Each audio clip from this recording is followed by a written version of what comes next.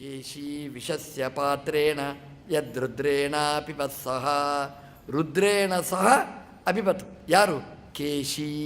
ಕ ಅಂದರೆ ವಾಯುದೇವರು, ಈಶಿ ಅಂದರೆ ಸಮರ್ಥರಾದಂತಹ ವಾಯುದೇವರು ಅದನ್ನು ವಿಷಸ್ಯ ಪಾತ್ರೇಣ, ಆ ವಿಷದ ಪಾತ್ರೆ ಇತ್ತು, ಆ ವಿಷವನ್ನು ತಾನು ತಿಂದರು.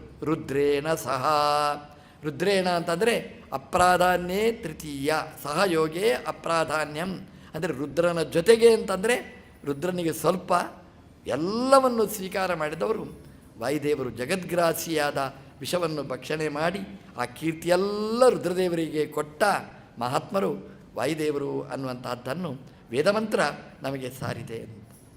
ಅದರ ಮೇಲೆ ಒಂದೊಂದೇ ವಸ್ತುಗಳು, ಅಪೂರ್ವ ವಸ್ತುಗಳು ಬಂತು. ಕಾಮಧೇನು ಮೇಲಕ್ಕೆ ಬಂತಂತೆ. ಎಲ್ಲ ಋಷಿಗಳು ಅಗ್ನಿಹೋತ್ರ ಮಾಡುವವರು ಅದನ್ನು ಸ್ವೀಕಾರ ಮಾಡಿದರಂತೆ. ಯಾಕೆಂದರೆ ಹೋಮ ಮಾಡಬೇಕಾದ್ರೆ ತುಪ್ಪ ಬೇಕು, ಹಾಲು ಬೇಕು, ಮೊಸರು ಬೇಕು. ಹಾಗಾಗಿ ಆ ಕಾಮಧೇನುವನ್ನು ಋಷಿಮುನಿಗಳೆಲ್ಲ ಸ್ವೀಕಾರ ಮಾಡಿದರಂತೆ.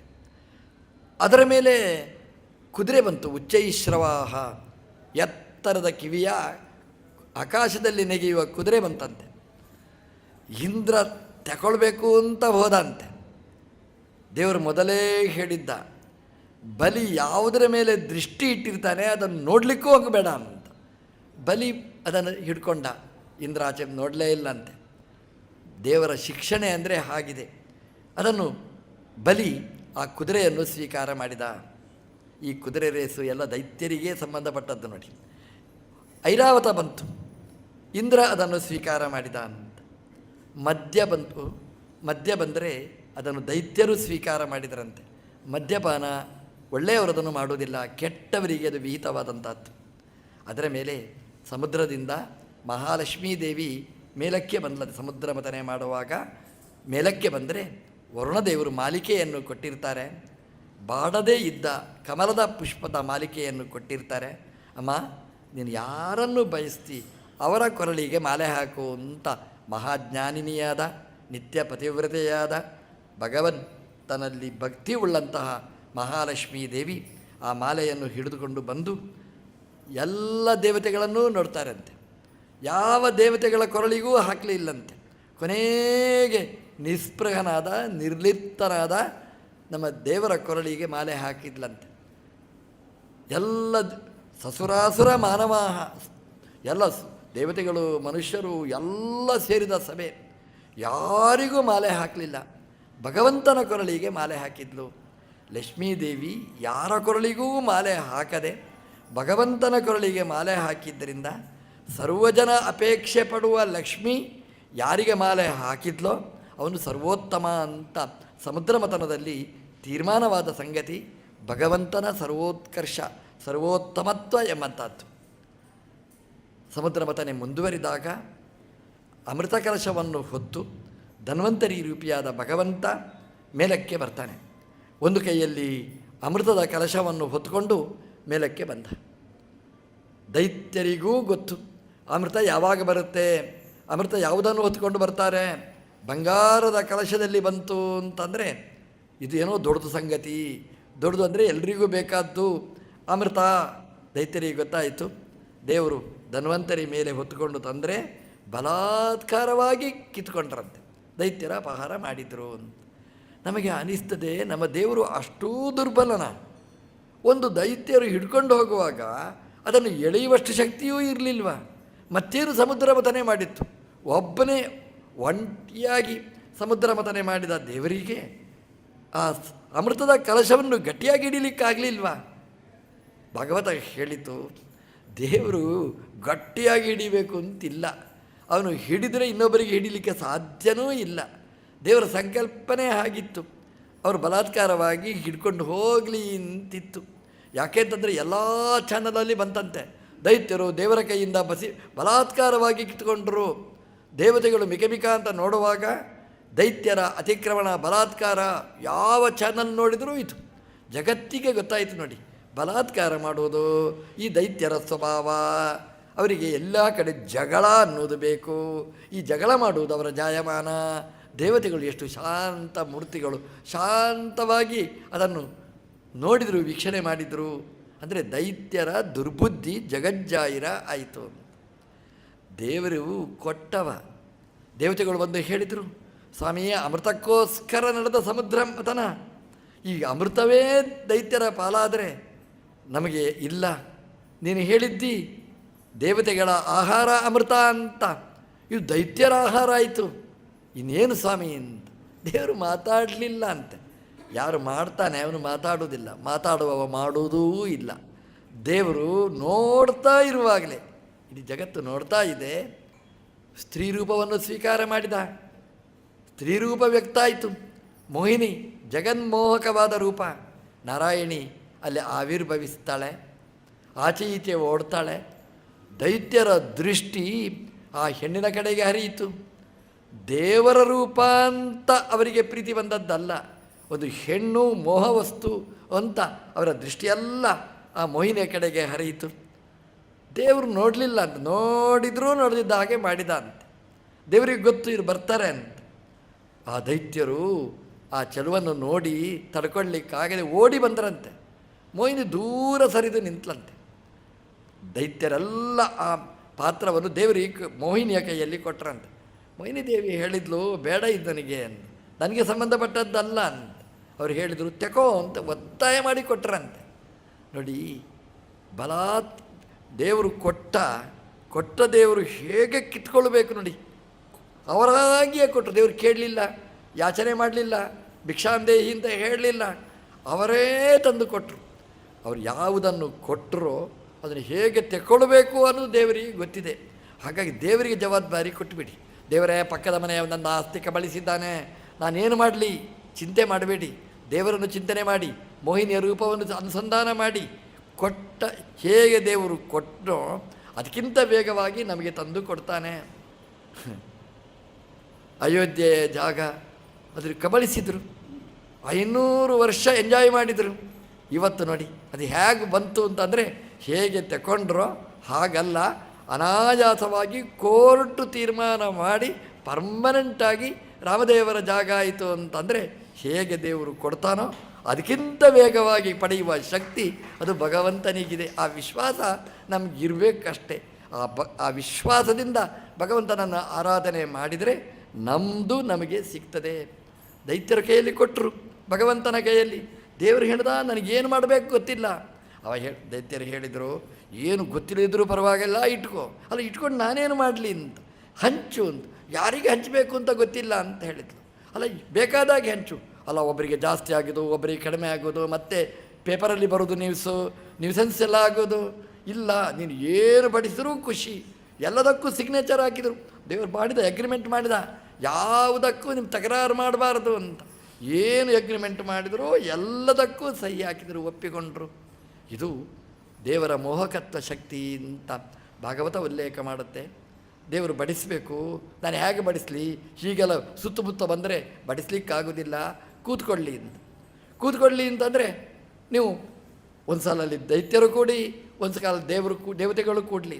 ಆಯಿತು ಅಂತ ಹೇಳಿದ್ರು, ಮಾತಾಡಲಿಲ್ಲ. ಕೇಳಬೇಕಾ ಬೇಡವಾ? ಅದೇನು ದೈತ್ಯರಿಗೆ ಬೇರೆ ಪಂಕ್ತಿ, ಆ ಪಂಕ್ತಿಯಲ್ಲಿ ಕೂತರೆ ಯಾಕೆ ಬಡಿಸ್ಲಿಕ್ಕಾಗಲ್ಲ? ಕೇಳಲಿಲ್ಲ ಅಂತ ಮೋಹಿನಿ ಹೇಳಿದ್ದಕ್ಕೆಲ್ಲ ಮೋಹಗೊಂಡ್ರು, ಎಲ್ಲದನ್ನೂ ಒಪ್ಪಿದರು. ಆಚೆ ಈಚೆ 2 ಪಂಕ್ತಿ, ಆ ಪಂಕ್ತಿ 2 ಆದದ್ದೇ ಅಲ್ಲಿಂದ. ಒಂದು ಮಡಿ ಪಂಕ್ತಿ, ಒಂದು ಮೈಲಿಗೆ ಪಂಕ್ತಿ, 2 ಪಂಕ್ತಿಯಲ್ಲಿ ಕೂಡಿಸಿದರು. ಮೋಹಿನಿ ದೇವಿ ಬಡಿಸ್ತಾ ಬಂದು ಬರ್ತಾ ಇದೆ. ಬರುವಾಗ ಕೊನೆಗೆ ಟನ್ ಶಬ್ದ ಪ್ರಾರಂಭ ಆಯಿತು. ದೈತ್ಯರಿಗೆ ಉರಿಯಿತು. ಕಣ್ಮುಚ್ಚಿಕೊಂಡಿದ್ದವರು ಒಬ್ಬ ಕಣ್ತೆರೆದ, ಇದೇನು ಟನ್ ಶಬ್ದ, ಮುಗೀತು ಪಾತ್ರೆ, ನಮ್ಮ ಎಲೆಗೆ ಬಡಿಸಲೇ ಇಲ್ಲ ಅಂತ. ಅಲ್ಲಿಂದ ಈಚೆಗೆ ಆ ರಾಹು ಹಾರಿದ. ಮೈಲಿಗೆ ಪಂಕ್ತಿಯಿಂದ ಮಡಿ ಪಂಕ್ತಿಗೆ ಹಾರಬೇಕು, ಅಲ್ಲಿಂದಲೇ ಶುರುವಾಯ್ತು.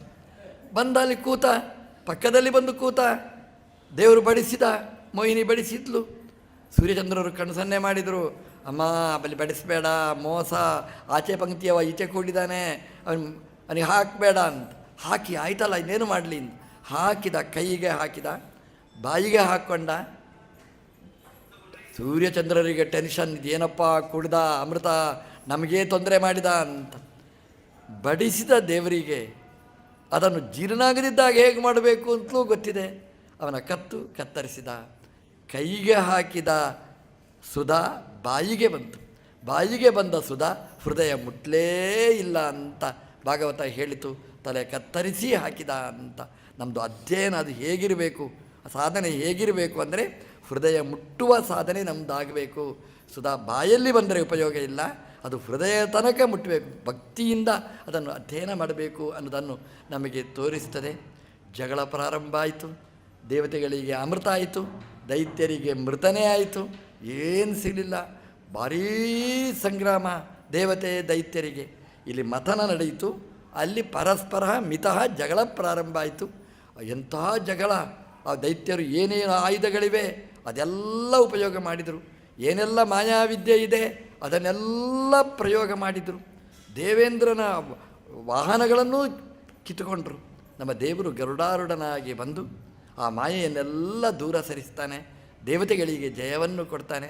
ದೈತ್ಯರು ಬೆನ್ನು ಕಾಲು ಕೈ ಮುರ್ಕೊಂಡು ಗಾಯಗೊಂಡು ಸುಸ್ತಾಗಿ ಬಲಿ ಸತ್ತು ಎಲ್ಲ ಸುಣ್ಣಾಗಿ ಬಿಡ್ತಾರೆ. ಕೊನೆಗೆ ಶುಕ್ರಾಚಾರ್ಯರ ಹತ್ರ ಉಪಸತ್ತಿ ಮಾಡ್ತಾರೆ. ಶುಕ್ರಾಚಾರ್ಯರು ಪುರೋಹಿತರ ಜವಾಬ್ದಾರಿ ಈಗ ಅವರಿಗೆ ಚಾಲೆಂಜ್, ಸತ್ತವರನ್ನು ಬದುಕಿಸಬೇಕು. ಕೈಕಾಲು ನೋವಾಗಿದೆ, ಅದೇ ಅವರ ಹಾಸ್ಪಿಟಲ್, ಅವರೇ ಅದನ್ನು ಸರಿ ಚಿಕಿತ್ಸೆ ಮಾಡಬೇಕು. ಎಲ್ಲ ಕಾಲು ಹೋದವರಿಗೆ ಕಾಲು ಕೂಡಿಸಿದರು, ಕೈ ಇರಿದಿದ್ದವನಿಗೆ ಕೈ ಜೋಡಿಸಿದರು, ತಲೆಯಲ್ಲಿದ್ದವನಿಗೆ ತಲೆ ಜೋಡಿಸಿದರು. ಬಲಿಗೆ ಪ್ರಾಣನೇ ಹೋಗಿತ್ತು. ಮೃತ ಸಂಜೀವಿನಿ ವಿದ್ಯೆಯಿಂದಾಗಿ ಅವನಿಗೆ ಜೀವವನ್ನು ಕೊಟ್ಟು ಬಲಿಯನ್ನು ಬದುಕಿಸಿದರು. ಎಲ್ಲರನ್ನೂ ಗೊಳಿಸಿ ಅವರ ಹೋಮ ಮಾಡಿದರು, ಜಪ ಮಾಡಿದರು, ಅವರ ಉದ್ದೇಶದಿಂದ ಪೂಜೆ ಮಾಡಿದರು, ಬಲಾಧಾನ ಮಾಡಿದರು. ದೈತ್ಯರಿಗೆ ಬೇಕಾದಷ್ಟು ಶಕ್ತಿ ಸಾಮರ್ಥ್ಯ ಬಂತು. ದೈತ್ಯರು ಮತ್ತೆ ದೇವತೆಗಳ ಜೊತೆಗೆ ಶುಕ್ರಾಚಾರ್ಯರ ಮಾರ್ಗದರ್ಶನದಲ್ಲಿ ಯುದ್ಧಕ್ಕೆ ಬರ್ತಾರೆ. ಈಗ ದೇವತೆಗಳು ಸೋತರು. ದೇವಲೋಕ ಅಂದರೆ ಹಾಗೆ, ಒಮ್ಮೆ ದೈತ್ಯರಾಳೋದು, ಒಮ್ಮೆ ದೇವತೆಗಳು. 5 ವರ್ಷವೂ ಕಾಯಲಿಕ್ಕಿಲ್ಲ, 3 ವರ್ಷ 2 ವರ್ಷ ಚೇಂಜ್ ಆಗ್ತಾ ಇರ್ತದೆ. ದೇವತೆಗಳ ಲೋಕಕ್ಕೆ ದೈತ್ಯರು ಬರುವುದು ಮೊದಲಿಂದಲೂ ಸಂಪ್ರದಾಯಬದ್ಧವಾದದ್ದು. ಬಲಿಯ ನೇತೃತ್ವದಲ್ಲಿ ದೇವಲೋಕ ದೈತ್ಯರ ಪಾಲಾಯಿತು. ಅದಿತಿ ಕಣ್ಣೀರು ಹಾಕ್ತಾಳೆ. ಕಶ್ಯಪರು ಅದಿತಿ ಒಟ್ಟು ಸೇರಿ ಭಗವಂತನಲ್ಲಿ ಪ್ರಾರ್ಥನೆ ಮಾಡ್ತಾರೆ. ದೇವರು ಬರ್ತಾನೆ, ಅಮ್ಮ ಕಣ್ಣೀರು ಹಾಕಬೇಡ, ಈಗ ಶುಕ್ರಾಚಾರ್ಯರ ಮಂತ್ರದ ಪ್ರಭಾವ ಇದೆ, ಹಾಗಾಗಿ ಬಲಿಷ್ಠನಾಗಿದ್ದಾನೆ, 99 ಯಾಗವನ್ನೂ ಮಾಡಿದ್ದಾನೆ. ಅಮ್ಮ ಚಿಂತೆ ಮಾಡಬೇಡ, ನೀನು ಪಯೋವೃತವನ್ನು ಮಾಡು, 12 ದಿನಗಳ ಈ ಫಾಲ್ಗುಣ ಮಾಸದಲ್ಲಿ ವ್ರತವನ್ನು ಮಾಡು. ನಿನ್ನ ವ್ರತ ಆಗುವುದಿಲ್ಲ, ನಾನೇ ನಿನ್ನಲ್ಲಿ ಅವತರಿಸ್ತೇನೆ, ರಹಸ್ಯವಾಗಿ ಈ ಉಪಾಸನೆ ಮಾಡು, ನಿನ್ನ ಉದ್ಧಾರ ಮಾಡ್ತೇನೆ ಅಂತ ದೇವರು ಭರವಸೆ ಕೊಡ್ತಾನೆ. ಅದೇ ರೀತಿಯಾಗಿ ಪಯೋವೃತ ಮಾಡಿದರೆ ಭಕ್ತಿಯಿಂದ ಶ್ರದ್ಧೆಯಿಂದ ನಮ್ಮ ದೇವರು ಆ ವ್ರತಕ್ಕೆ ಒಲಿದ. ಅವಳು ಭಕ್ತಿಯಿಂದ ಮಾಡಿದ್ದಾಳೆ ಅದಿತಿ, ಸ್ವಾರ್ಥಕ್ಕೋಸ್ಕರ ಮಾಡಿದ್ದಲ್ಲ, ಅದಕ್ಕೆ ದೇವರು ಬಂದ. ನಾವು ಸ್ವಾರ್ಥಕ್ಕೋಸ್ಕರ ಮಾಡಿದರೆ ದೇವರು ಬರುವುದಿಲ್ಲ. ನಮ್ದು ಏನಾಗಬೇಕು ಅಂದರೆ ಪಕ್ಕದ ಮನೆಗೆ ಬರಬಾರದು, ನಮ್ಮ ಮನೆಗೆ ಮಾತ್ರ ಅಂತ. ದೇವರು ಅದನ್ನು ಒಪ್ಪಿಕೊಳ್ಳುವುದಿಲ್ಲ. ಅವಳದು ದೇವತೆಗಳಿಗೆ ಒಳ್ಳೆಯದಾಗಲಿ ಅನ್ನುವ ವಿಶಾಲ ಸಂಕಲ್ಪವಾದ್ದರಿಂದ ನಮ್ಮ ದೇವರು ವಾಮನನಾಗಿ ಫಾಲ್ಗುಣ ಮಾಸದ ಶ್ರವಣ ನಕ್ಷತ್ರದ ದ್ವಾದಶಿಯ ದಿವಸ ಭಗವಂತ ದರ್ಶನವನ್ನು ಕೊಡ್ತಾನೆ. ಪುಟಾಣಿ ಅತ್ಯಂತ ತೇಜಸ್ವಿಯಾದ ಮಾನವಕನಾಗಿ ನಮ್ಮ ದೇವರು ಬರ್ತಾನೆ. ದೇವರು ಬಂದರೆ ದೇವತೆಗಳೆಲ್ಲ ಧರೆಗಿಳಿತಾರೆ. ಒಬ್ಬೊಬ್ಬರು ಒಂದೊಂದು ಪ್ರೆಸೆಂಟೇಷನ್ ಕೊಡ್ತಾರೆ, ಉಪನಯನದ ಕಾರ್ಯಕ್ರಮವನ್ನು ಮಾಡ್ತಾರೆ. ಬಲಿ ಛತ್ರ ದಂಡ ಹಿಡ್ಕೊಂಡು ಬಲಿಯ ಯಾಗಕ್ಕೆ ಸಾಕ್ತಾನೆ. ಹೆಜ್ಜೆಯ ಮೇಲೆ ಹೆಜ್ಜೆಯನ್ನಿಕ್ತಾ ಬರ್ತಾನೆ ಅಂತೆ. ಭೂಮಿದೇವಿ ಸನ್ನಮಯನ್ ಗಾಂ ಪದೇ ಪದೇ ಅಂತ ಭಾಗವತ ಹೇಳುತ್ತೆ. ಗಾಮ್ ಅಂದರೆ ಭೂಮಿ, ಅದನ್ನು ಸನ್ನಮಯನ್ ಬಗ್ಗಿಸಿ ಹೋದ ಅಂತ. ಅಂದರೆ ದೇವರು ಕಾಲಿಡ್ತಾನೆ, ಎಲ್ಲಿ ಕಾಲಿಡ್ತಾನೆ ಅದು ಬಾಗ್ತದೆ. ಭೂಮಿ ಹೇಳ್ತಾಳೆ, ಸ್ವಾಮಿ ಭಾರ ಹೊರಲಿಕ್ಕಾಗಲ್ಲ ಅಂತ, ಕಾಲು ಎತ್ತಿ ಈಚೆ ಇಡ್ತಾನೆ, ಈಚೆ ಬಾಗ್ತದೆ.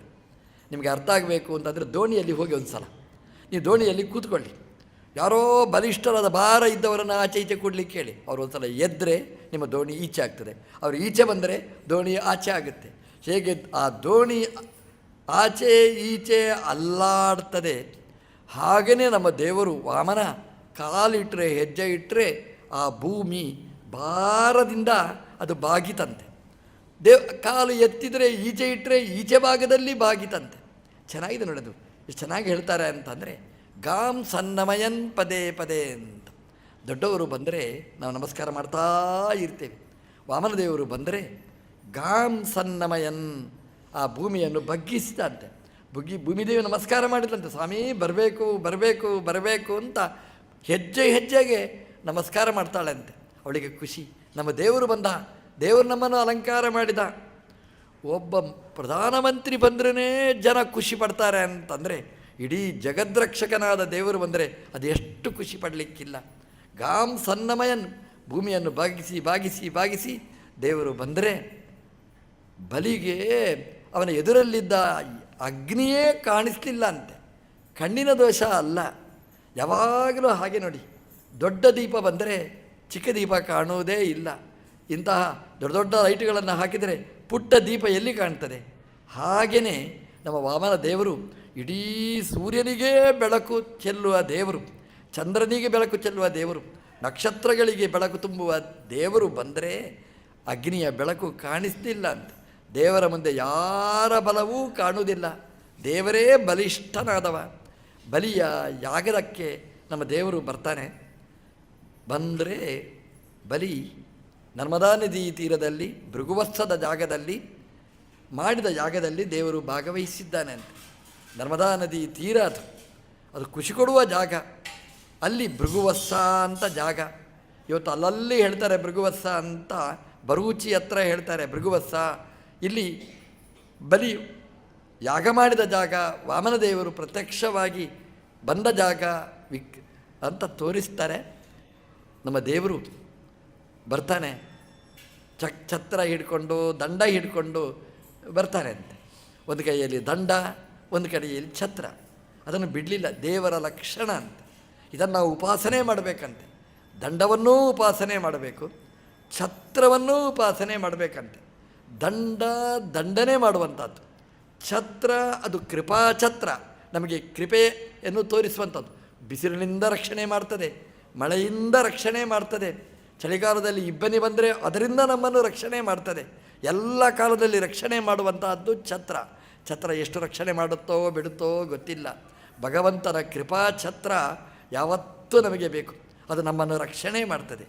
ನಮಗೆ ಆಗುವ ಅನ್ಯಾಯಗಳು ಅಥವಾ ನಮ್ಮ ಮನಸ್ಸಿನ ಕಶ್ಮಲಗಳು ಅದನ್ನು ದಂಡದಿಂದ ಅದನ್ನು ನಾಶ ಮಾಡ್ತದೆ. ಒಳಗಿನ ಶತ್ರುಗಳನ್ನು ದೂರ ಮಾಡಲಿಕ್ಕೆ ದಂಡನೆ ಮಾಡಲಿಕ್ಕೆ ದಂಡ ಬೇಕು. ಹೊರಗಿನಿಂದ ಆ ಅನುಗ್ರಹ ಮಾಡಲಿಕ್ಕೆ ಭಗವಂತನ ಕೃಪಾ ಛತ್ರ ಬೇಕು. ಹಾಗಾಗಿ ಆ ದಂಡ, ಆ ಛತ್ರ ಅದನ್ನು ಯಾವತ್ತೂ ಸ್ಮರಣೆ ಮಾಡಬೇಕಂತೆ. ದೇವರ ಹತ್ರ ಜ್ಞಾನವನ್ನು ಕೇಳಬೇಕಂತೆ. ವಾಮನ ದೇವರ ಹತ್ರ ಜ್ಞಾನ ಬರಬೇಕಾದ್ರೆ ಅಜ್ಞಾನ ಹೋಗಬೇಕು. ದಂಡದಿಂದ ಅಜ್ಞಾನದ ನಿವೃತ್ತಿ, ಆ ಛತ್ರದಿಂದಾಗಿ ಜ್ಞಾನದ ಅಮೃತದ ಲಾಭ. ಹಾಗಾಗಿ ದಂಡಛತ್ರಗಳಿಂದ ಶೋಭಿತನಾಗಿ ಬಂದ ಆ ವಾಮನ ಬಲಿಯ ಯಾಗಕ್ಕೆ ಬರ್ತಾನೆ. ಆಸನ ಹಾಕ್ತಾರೆ, ಅವನಿಗೆ ಕೂಡಿಸ್ತಾರೆ, ಪಾದ ಪ್ರಕ್ಷಾಳನೆ ಮಾಡ್ತಾರೆ, ಅವನಿಗೆ ಆಚಮನ ಮಧುಮರ್ಕಾದಿಗಳನ್ನೆಲ್ಲ ನೀಡ್ತಾನೆ.